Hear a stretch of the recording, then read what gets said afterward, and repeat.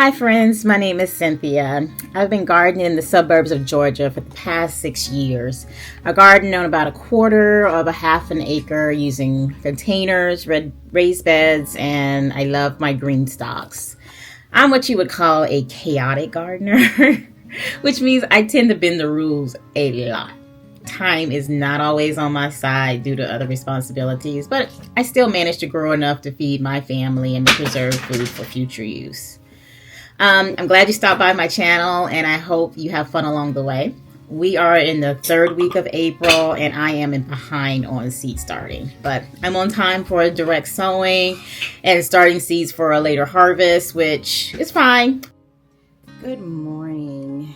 So this morning I have got to get some seeds planted. I'm going to direct sow some of my seeds this year because I did not have time to start a bunch of starts. I did start some pepper plants that are still living, and I tried to overwinter some. It didn't work. I took it outside one day to water them when it was warm and left them outside for a few days and they died. So much for overwintering. I'm not going to do a big garden this year, so yeah. So today, first what we got to do is prioritize.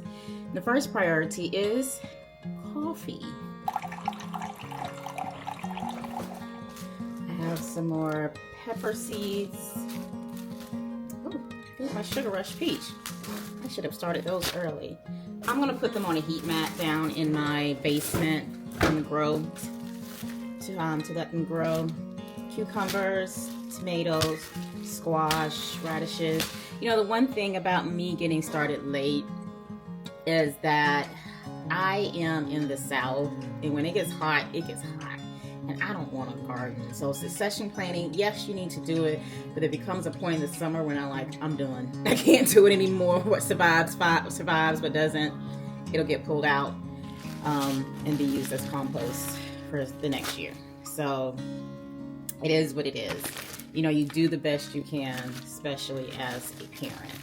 So what I'm gonna do is go through all of these seeds, and I'm going to try my best today to start some seeds indoors, and I'm going to start some seeds outdoor. But first I got to pull a lot of my greens. Like this time of the year, especially at the end when I have some frozen, as I will dehydrate them and powder them down, or I'll dehydrate them and keep them in the cut up version dehydrated and use them in dishes later on.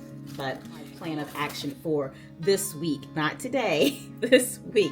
What gets planted today. Whenever it gets planted, hopefully whatever higher being you believe in will bring it to fruition and bring it to our table.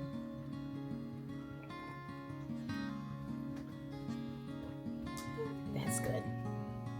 And I'm being I had to pivot. My little one is still sleeping and I need to keep an eye on him. So I am now in my kitchen planting seeds. So it is what it is. I need to start some basil. My basil did not make it. I love having basil in the garden. I love cooking with it. I love the way it smells. It's also a pest deterrent in the garden as well, especially with tomatoes. They're good companion plants to do. You can buy basil starts as well. I like to start mine because I like the different varieties, but I have to find my basil. So when I find my basil, I will start it. But for now, we want to work with what I have with me right now. I am proud of myself for getting done what I've gotten done so far. Calendula. It's also medicinal. These are some seeds that I saved last year, so hopefully these will do well this year. Let me make sure. Let me put that there so I can write a label and remember. I can tell from the seeds because I still need to cover it up.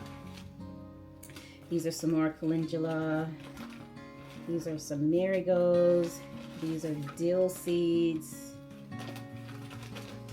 Some more marigolds. Saving your own seeds is so simple. It really is. I'm very generous when I'm seeding the seeds that I harvested because they didn't go through any type of germination testing. You can, I don't have time for all that. So I'm just very generous when I seed it, just so I get some germination. I think I'm gonna do a couple of dill. Dill is a good companion plant, and it's good if you're pickle. Like rose, dill. I don't want that many dill plants because dills are like weeds. Although weeds are just plants, are just unwanted plants that you don't want in the area that it's growing in. That's essentially what weeds are. Weeds doesn't mean that it's a bad thing. You have some lettuce. I don't grow a lot of lettuce outside. I don't have a lot of luck growing lettuce outside, and I think it's because of the heat. Although there are different varieties that can withstand the heat, and I still try because I'm a gardener, so I have to try. But they're doing some zinnias because you got to bring the beneficial birds and bees to the garden, and they're pretty. They're pretty to look at.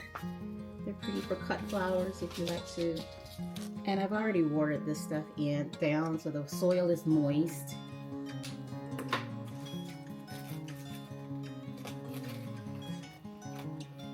And I'm not going to do that many tomatoes this year because I preserved a lot last year.